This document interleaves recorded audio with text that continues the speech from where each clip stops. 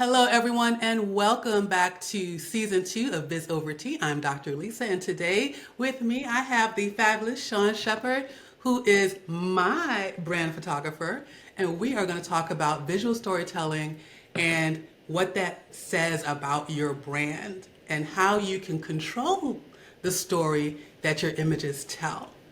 Shawn, thank you for being here. Please Thank- tell us a little bit about yourself. Yes, thank you for having me. My name is Shawn. I'm the owner of Triple S Shots Photography. We're based out of Atlanta, but I tell everybody I have a passport. So, hey, Paris. Okay. So I'm originally from Savannah, Georgia. I grew up in a military home, and my dad always had a camera on him, and it kind of just rubbed off on me. And I picked up a camera one day and was like, "Hey, pretty good at this."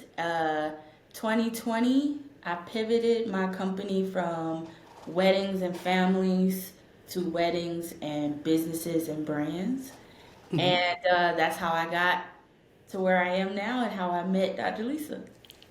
And I am so happy about that because I know that we talk about the changes that take place. When I started being dedicated to having a photographer, come hell or high water. But it really is thinking about yourself whether you're a personal brand or building a business brand, the images that you see of yourself, not to mention the images that your audience sees of you, really dictate who you are to your public. Facts. And that in turn gives you the confidence to keep going. Yes, indeed. So let's talk about this visual storytelling and the Okay. visual narrative. Let's define it first. What is visual storytelling in the context of actual brand photography? Yes. So it's so funny that you asked that question because the term visual story, visual narrative, as a photographer who is self-taught, who's been in the industry for a while, these are fairly newer terms, right? They made we might have heard them outside of photography in like theater or television, graphics and magazines, but now that everybody has a brand, is a brand, uses the word brand, the visual story is really what you want your audience to visually see that's going to tell the most about who you are, what you stand for, what do you sell, what are you about, your morals and your values. And it's us taking the physically visuals of that and conveying that in the best possible way to whomever your audience is. That was incredibly clear. Good job. Thank you.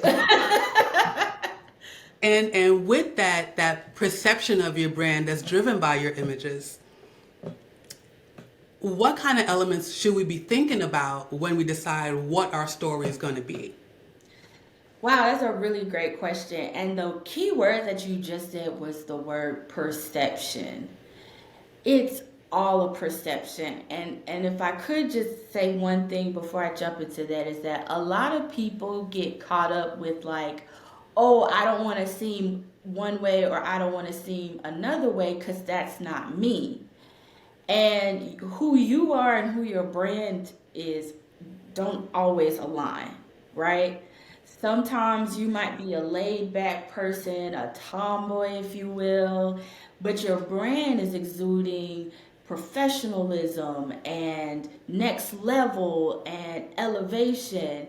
And those two things don't necessarily exist in the same space, right? So tell me the question again. Not a problem. What elements should you be considering when you're creating your brand story? So the elements is I always like to take the start back and work your way back. So look at the future. what is it that you want people to take away from you? What is it, the feeling that you want them to have when they work with you, or when they've seen your logo, when they've seen your photos? Like, what is the end result? And then work your way back from that. So that's looking at everything from your outfits that you wear in your photos to the scenes that you decide to take video or photos in, to even down to the wording and the font that you use in your text, in your logo, in your emails, anything that a consumer could possibly look at. You want to consider those things, and most people, we're not going to think about, what type of font should I be using on my website, or what color scheme should I be wearing in my photo shoot. But all of these things play a major key role, because a lot of it is psychology. A lot of it has to do with what goes on in the mind. And you don't necessarily have to be a psychologist in order to win in the visual storytelling game, but you do want to be familiar with, like, what does red mean to most people in America, because we know culturally different colors mean different things too, or we may not know that. Different colors, different fonts, different hand gestures, different things mean different things for different people in different cultures. So, yeah, all of those things. I think I listed a few, but I mean, if you're looking at it, it's a factor that can be manipulated in a way that's going to best represent you as a brand. And I like that you said that if you're looking at it, it matters. Yeah. Because it really, you might think that, I remember I read somewhere before we got together that think about what state your shoes are in when you're going to a brand shoot. Mm-hmm. And I'm going to tell on myself here now. So I haven't worn heels in years because of, various issues with my back and my legs. Right. And so I've got, tons of shoes that I, wore through college and, early professional. They not hot no more. They're not hot anymore, and and sitting in my closet is not the best place for them. Mm-hmm. So you got to think about, well, how is that going to look if you're in pain, B, if the state of the shoe is not great. Yes. That's all part. You can see how you feel in your face. I mean, that's Yes. That's, unless you're a really good actor, in which case, go with that. But, if you're looking at it, it matters. Yes. And so how can we take those factors and then shape our brand perception? How do we create the actual story we want? Yes. So a lot of it is planning and strategizing. I like to build a vision board. And that's where you take the time to, first you have to have an honest conversation on who you want to be as a brand, who you are, who you want to be, and who you really are, right? So a lot of times when I first started, I wanted to be this light and airy photographer. I think my brand colors were like green of all things, because it reminded me of nature, and I had leaves, and it was the whole thing, right?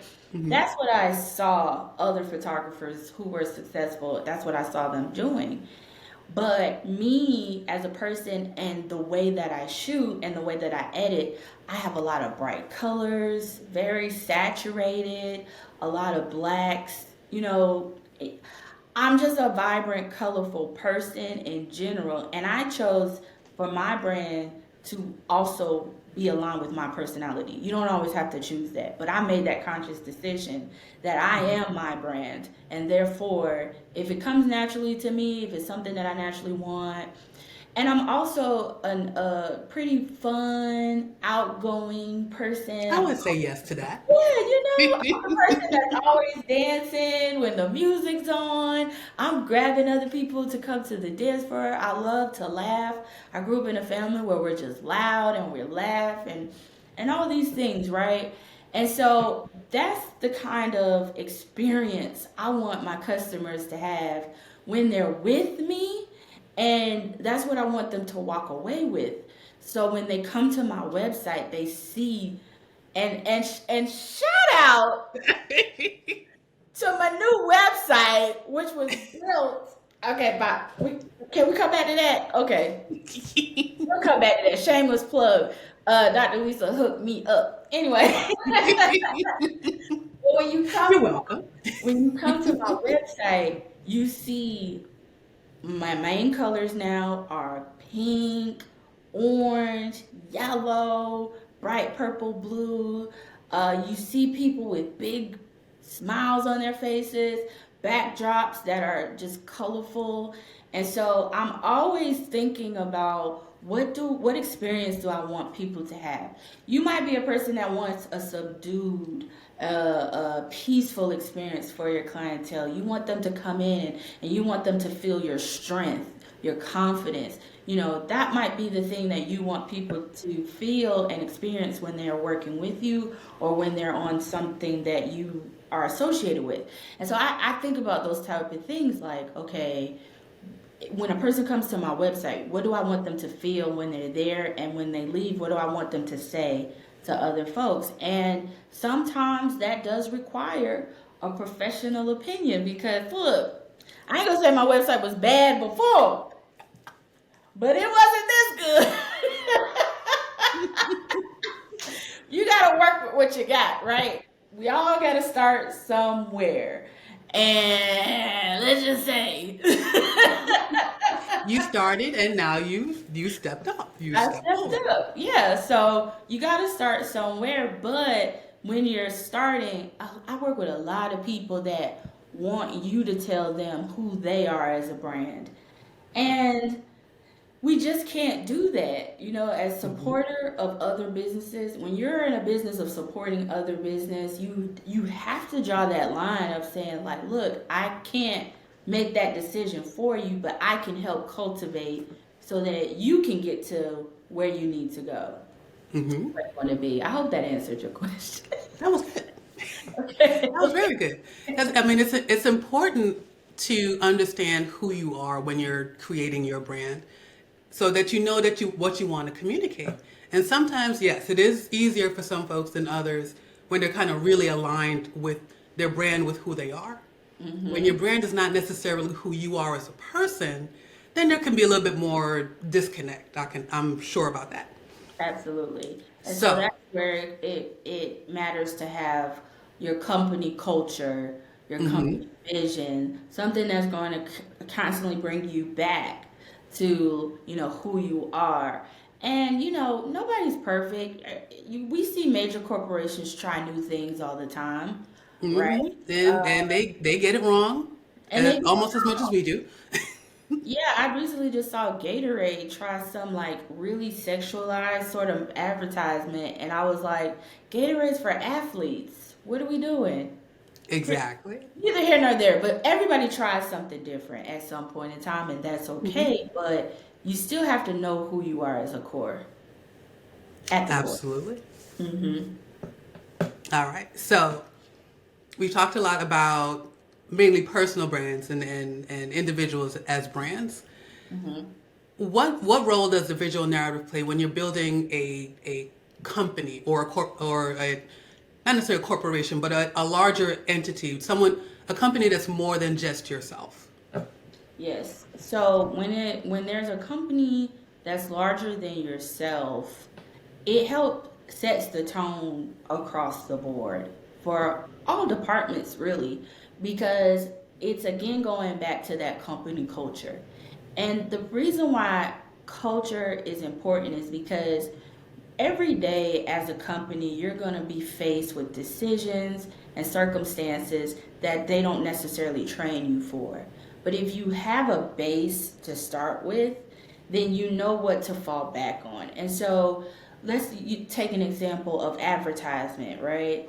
So as a corporation, when you're creating your visual story through advertisement, through events, through PR, different things like that, we live in an internet age where at any given moment something controversial can be thrown at you, right?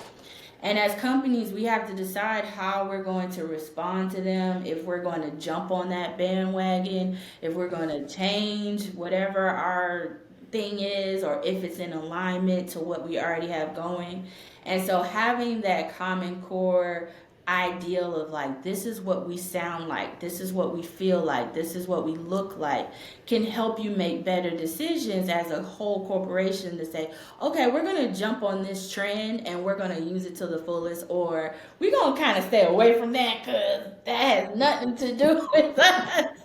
Mm-hmm. And I think a lot of people would approach me and think that I would only be able to help them with their social media or with their advertising, with their marketing. But it goes so far deeper than that. When you're taking a client out, right? Because you're trying to get their business. Are you taking them to the strip club? Or are you taking them to Chuck E. Cheese with their family? You got to understand what the theme of, or who you are as a company, right? The visual aspects of what does this look like to them. So it goes deeper than just what we put up on advertisement. It also goes down to like, how are we hosting events? What type of conferences are we putting on as a corporation? What type of retreats are we doing for our employees on a day-to-day basis? Do we want them to wear uniforms? Do we want them to dress casually? Like, these are all the optics that come into play from a corporation standpoint that matter, because when you're larger, that means you have less control on what's happening in your company, right? So if you can't visually see what everybody is doing, you have to set the standard so that you can trust, hopefully, that they're going to stay within that standard. Mm-hmm. And that's what visual storytelling, it contributes to all of those things. It's not just, okay, we got to put this ad in this magazine and it has to look a certain way, or we have to have a photo shoot, or, even down to what you're doing, Dr. Lisa, with these interviews, like with this podcast, it's a beautiful thing. But even you're looking at the optics. Who are you interviewing? What topics are you covering? Right? Even down to the software that you're using, it all matters. Now, am I going to advise people on all those different things? No, but I can definitely help people create this, either create what your visual story will be, or help push what you already have in place. Help Mm-hmm. solidify even more what you already have in place. And that's tendency usually if you've made corporate status, you've already figured out, hopefully, who you are as a brand, Hopefully. what you want to visually look at and feel like, and it's just up to somebody like me to come in and just support that and maybe even elevate it to the next level. Got you. So now, as you say that, because we do hope that by the time you reach corporate level, that you've got it, that you've got your brand. Yeah. But of course, there are corporate brands that started out as one-person operations, Right. and maybe that the brand that you started out with isn't the brand that you grow into. So, what would you suggest in terms of if you've got to either change your original brand or refine it so that you differentiate yourself in a market that happens to be crowded? That's a good question. My knee-jerk reaction is complete overhaul everything. Get rid of everything. Start new colors, new this, new that. A whole, like, create a campaign, a full-on campaign to let the world know that this is who we are. I think when you kind of tweak things, or if you're kind of subtle, people don't grasp that there's a change. They might think it's just a temporary thing that you're doing. But when you create a massive overhaul and a change in your business and how you're visually being seen, I think that makes the most it's the most effective to kind of jerk people out of what they're used to. So what does that mean? That might mean having a full on branding shoot Mm-hmm. where we're working with all new stylists, all new this. We're going to places that you've never, visually been before. Where Mm-hmm. if you're we're going to the complete opposite or something that's so totally different than what you're used to portraying. We're overhauling the type of wording that you're using, and we're looking at who we can collaborate with that may be where you're going, right? Versus where you've been. So I always think that people should just, if you're wanting to really make a change in what your image is to your industry, you got to go full out. You can't change a flyer here, change a logo there, have a quick little headshot session here. Yeah, I mean, you can, honestly, and if that's what your life has, constraints that you have in your life. But if you can make a complete overhaul and change everything, that's the most successful I've seen. I follow a couple people obviously on Instagram, and there's this one particular young lady who is a marketing specialist. And when I tell you she overhauled everything about her brand all in one day, like she released the new website, she released new graphics on her Instagram, she released new YouTube, like all these things were all launched all at the same time, to the point that I don't even remember what her old brand looked like. And she hasn't stopped. So she's Mm-hmm. consistent afterwards to keep that same visual story going. Mm-hmm. So that's my advice to anybody who wants to like change. And it's funny you say that because I've seen that happen live also. Mhm. And here's my follow-up question. Mhm. When you have to make such a drastic change, visually, story-wise, both your verbal story and your visual story, what happens to so having done it, I know what happens, but let's Mhm. tell the audience what happens Okay. to your old followers or your older clients when you have to make that kind of change. So it depends. It depends if visually you're just changing, but you're still the same as at the core what you do Hmm. for people, or are we talking about like what you do for people changes and visual changes? What Sometimes one or the other. A lot of times both. yeah. So you run the risk of losing people, right? You run the risk of people that's like, I don't know about all this. I didn't sign up for this. We all Hmm. have that one singer, Pink. Pink came out with the R&B album, her first album, and Hmm. immediately after that, she went to rock and roll. And I, for one, was not with it. I wanted R&B Pink all day. And Hmm.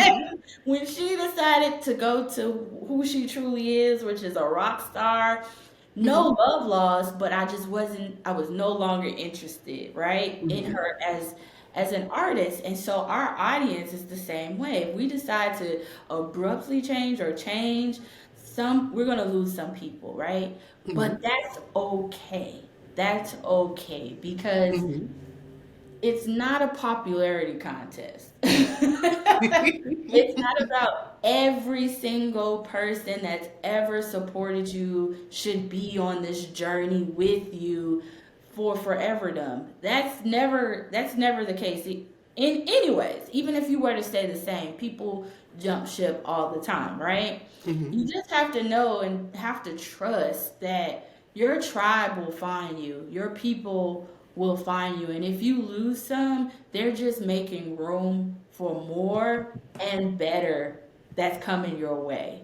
So it can be disheartening at times when you make that switch and you're like, yo, where's everybody at? are, I'm not getting the same response Mhm. to my post, or people are not, spending, on me as they were before. But it's just like, that's just a way for, I believe in God. So sometimes that's just a way for God to clear the room so that Mhm. more could come. That the old way of how you were doing things may not have been sustainable for the longevity of your business, and Mhm. therefore may have held you back. And so it's just part of growing pains, really. Fair enough. All right. So we've talked about the brand perception, but I'm in marketing and operations, so we need to do the actual work. Okay. So, what role does that visual storytelling, that visual narrative play in the overall content strategy for your business? I would say, can you ask that same question a little differently? Say again? Could you ask that same question differently? I'm not sure if I understood. Sure. So, what role do your images, the actual visual storytelling, play in the overall content strategy? So, for example, when you do your brand shoot, Mm-hmm. when you get the images, what do you do with them? How does that drive the strategy that the ultimate goal of marketing, of course, is to bring business in? How do you use those images Yeah, effectively? that is a great question. So the session that we had together, what is that called?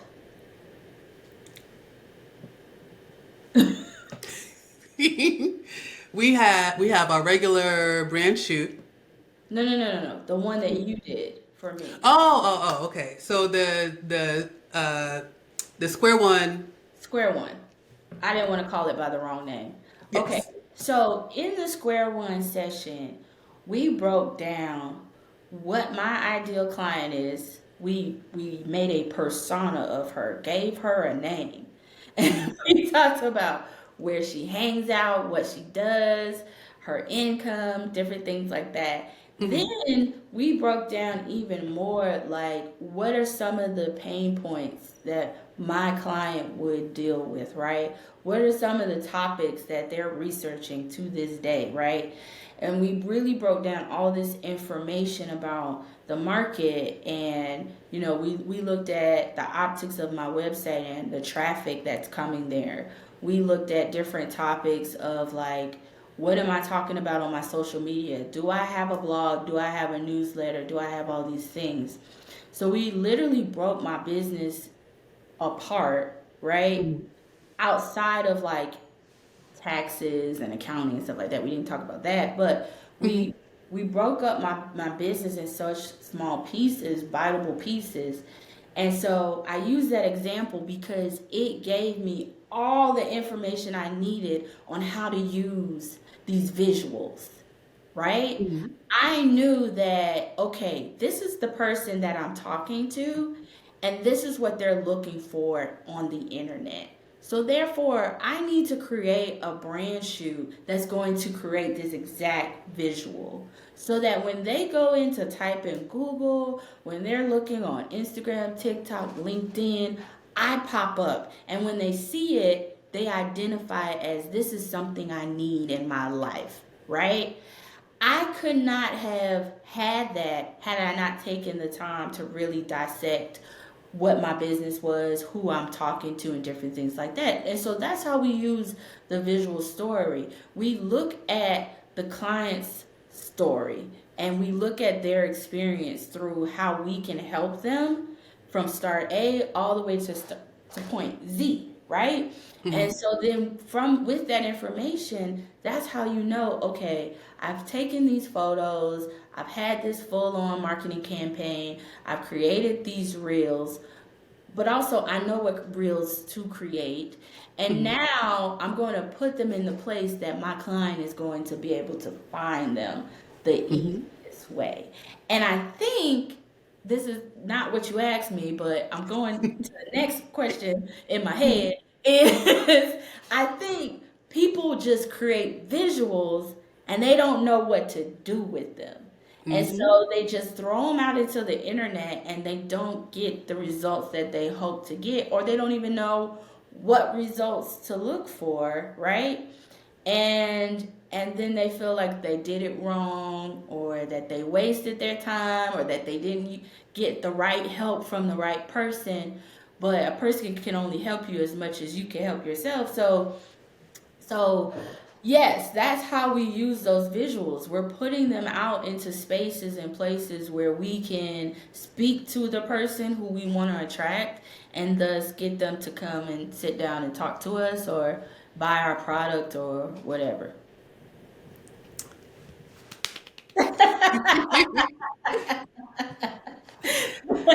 So yes, we when you know what your strategy is or what you're supposed to be doing with it, it's easier to insert those images effectively. Correct. Um, so all right, so we are just over 30 minutes.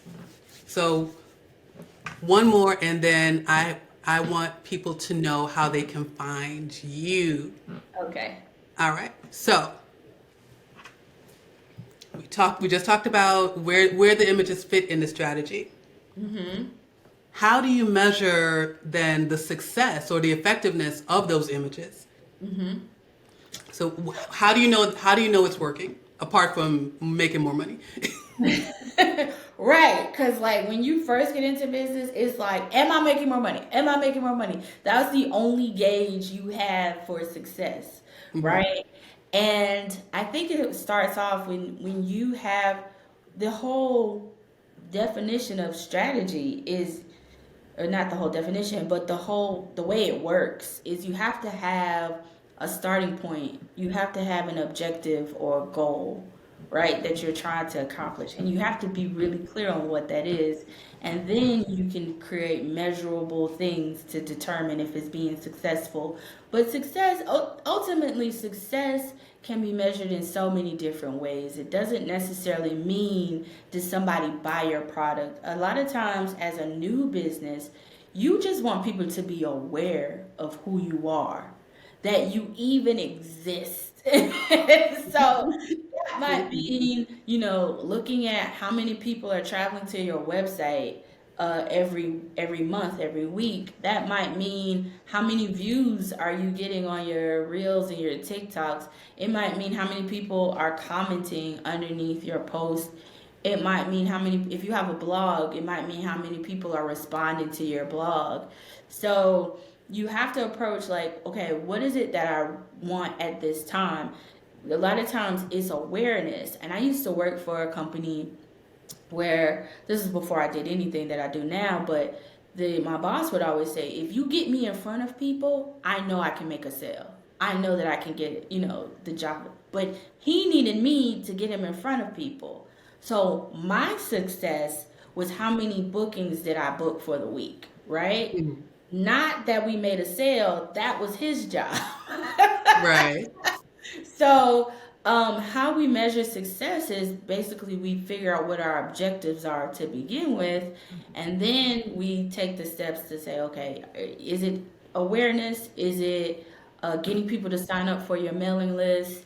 Is it getting people to DM you a question? Is it getting people to share your post? How many shares do you want in your post?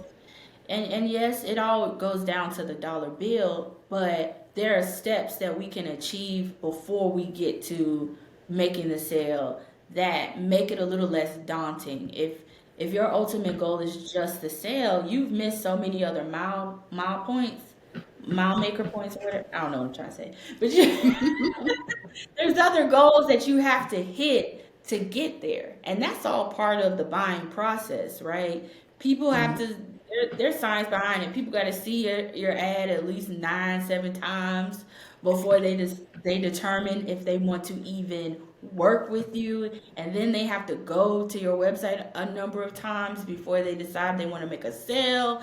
And so there's all these different points in between that get you to the sale. Well, we want to break those things down so that we can find the success throughout the journey, right? Because because the sale the sales journey is not linear. Mhm. Sometimes people have to come back multiple times before they decide they want to do business with you. And sometimes people skip over all those steps and they're like, here's my money, take it. We like those people. We love those people. Yeah, we absolutely love those people. But yeah, um those are the different measurements of success that we can find along the way. All right. Well, Shawn, I know that you have an opportunity coming up for folks to get the images that they need so that they can apply a true strategy to getting to telling their story and ultimately getting the dollars in the door. So, Yes. tell us what's coming up.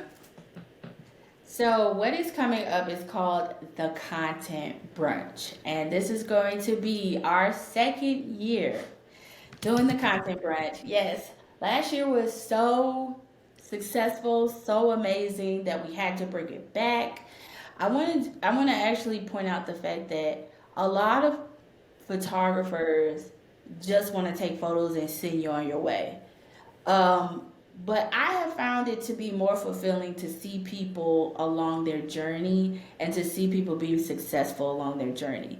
So I created the content branch so that not only can you get a ridiculous amount of photos in one particular day, but you can also get support through the help of experts like a social media manager, a wardrobe stylist, myself, so that you're walking into the content brunch with a plan and with Mhm. action. And if you don't have a plan, you still have like I said, a ridiculous amount of photos so that when you do get a plan, you can disseminate it. So let's talk about what the content brunch is. It is a day where we begin with a fabulous brunch, of course. And we split up into smaller groups. Each group is going to go to one of the four photographers. There's going to be four photographers there, and each photographer is going to have its own station, and that station is going to have its own aesthetic.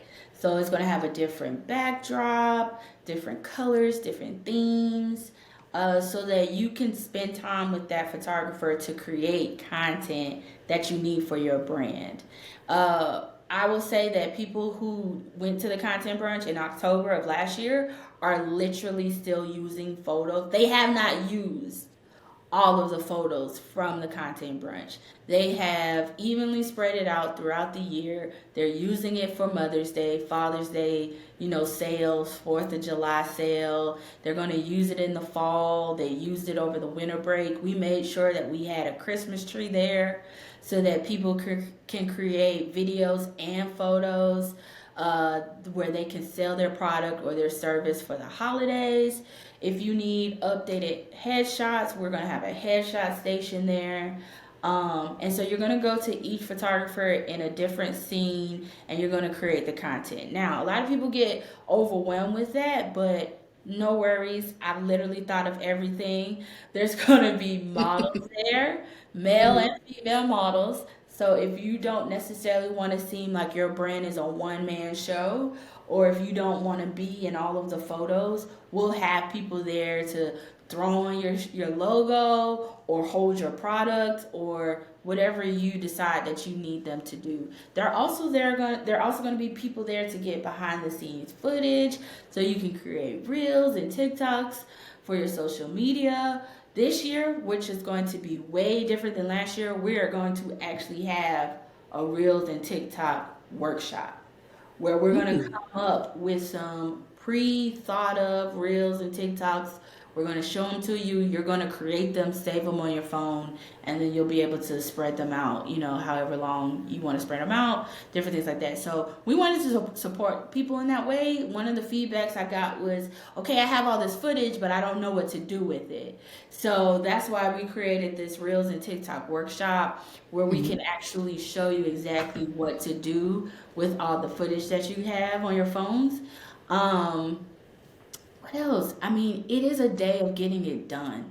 That's what it's about. It's a day of getting it done. You're going to get all of the photos from all four photographers with light retouching.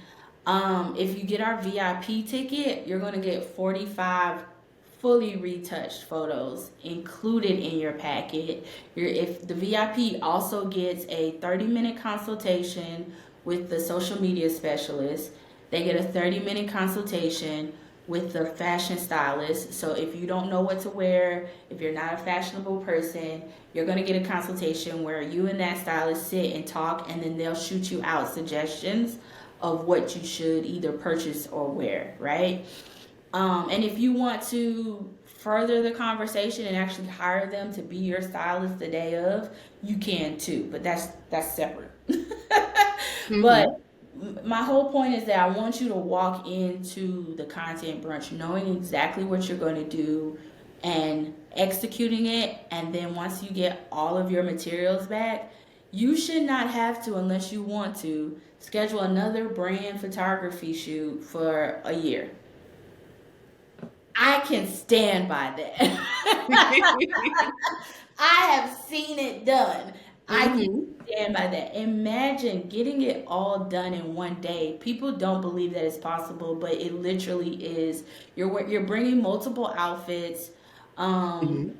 so you're going to get different looks. It is so possible. And the one thing that was unexpected for me that I could not have planned for at the content brunch is the level of camaraderie, sisterhood. I mean, we had guys there too, but there was just this level of togetherness where people were encouraging one another. They were helping each other. Here, let me fix your collar for you. You know, they could have just been focused on themselves, but there Mm-hmm. was such an atmosphere of just wanting to see each and every person win in that room that I did not anticipate for it to happen. But it's something about being in that environment where everybody's kind of nervous. People don't know what to expect, but people come together. And when I tell you, we had lawyers there, we had tax accountants there, we had realtors there, entrepreneurs there, we had a soap and skincare line there. Everybody from all type of industries were there. Book writers, authors, a DJ was there, and everybody walked away so elated and relieved that they got all the content that they needed in one day. Mm-hmm. So it's not limited to any one industry. It's not limited to any, one person. This year we're allowing people to bring their assistants. So if you have an assistant, we have an assistant ticket that's less than the normal ticket because they're there to assist you, but they do also get to participate in the wonderful brunch. So if you have a team of people, you can bring them in on your assistant tickets. Mm-hmm. Um, we're gonna have a makeup artist there to just do touch-ups. It's not really the time to get your makeup done. You'll need to get your makeup done before you get there, but we'll Mm-hmm. have somebody there for touch-ups and to kind of keep you going. And it's the greatest thing I've ever been a part of, and I'm so excited to bring it back. And it's very exclusive. Only 20 tickets. Only Okay. 20 tickets. We want to make sure that each and every person gets the attention that they deserve. So if you want to learn more about that, you can go to my website. I'm sure you guys will include it, but it's Mm-hmm. www.tripleshots.com. That's where you can get your ticket. Bring a friend. Make sure you invite your best colleague. So whether that be another entrepreneur or a Mm-hmm. coworker, it's better to do it with friends because you'll have somebody there that you know. But even if you come with and you don't know anybody, I promise you, you'll make fast friends with Mm-hmm. everybody's there. And I still see people commenting under other people's posts on Instagram, and I'm like, look at them still talking all this time. Building good connections. Yes, building good connections. So that is the content brunch. I created this logo because of the content brunch. It says, I am the content because you are the content, you are the brand, you are the face of your company. And this was birthed out of the Content Brunch. And so I sell these too. And yeah, that's what I got going on. That is awesome. Thank you. And as someone who works with a few of your clients from the Content Brunch, I know that there are still images that have not seen the light of day yet, Yes. and they're all amazing. Thank you. So, Shawn, thank you for joining us for the kickoff episode of season 2 of Biz Over Tea. Ooh, thank you for having me. This was Woohoo! fun. And I know that the Content Brunch is going to be amazing. If I wasn't already an annual client, I'd probably jump on in there, even if it's just for the brunch. But I get to have you to myself all year round, so I don't think I'm going to mess with that. But yes, I absolutely recommend it. I have seen the images; they are amazing. As I said, I work with a few of the folks who have taken advantage of it. So I urge you to grab your seat, get yourself one of those 20 seats before they're gone. And if I may, really quickly, when you live in the city of Atlanta, a branding session can cost you well over $1,500 for one branding session, and you may walk away with 25 photos. So putting that into perspective, that you're getting hundreds of photos, plus 45 retouch photos if you get the VIP ticket, plus a brunch, plus networking opportunities, plus Absolutely. Reels and TikTok workshop. It is by far the most amazing offer that I think anybody is offering right now. Right? I would like to put in a little shameless plug that some people don't feel comfortable around crowds of people, and I totally get that. So I also created the Ultimate Content Day, which is basically the Content Brunch, but it's just you and I. We work one-on-one with each other. We go over strategy together. We create the concept. We go find a space that has multiple backdrops, and we give you the reels and the TikToks and all that stuff like that. So if the Content Brunch group setting is not your thing and you would like to have like a one-on-one working with me, then you can do that too with my Ultimate Content Day. And if you're a person who would love to work with me on an ongoing basis, then I do have a monthly subscription. That's what me and Dr. Lisa do. We get together quarterly. We used to get together monthly, but that can be a little daunting. It can be. It can For a lot of be. people, hair and makeup every month is a lot. So if month to month's not your thing, we could get together quarterly and keep your content fresh Yes. and revolving. So those are the main things that I offer, and I want to put it out there because I literally have something for everybody. She really does. All right, folks, and that is a wrap for Biz Over Tea, Season 2, Episode 6. We'll see you next time.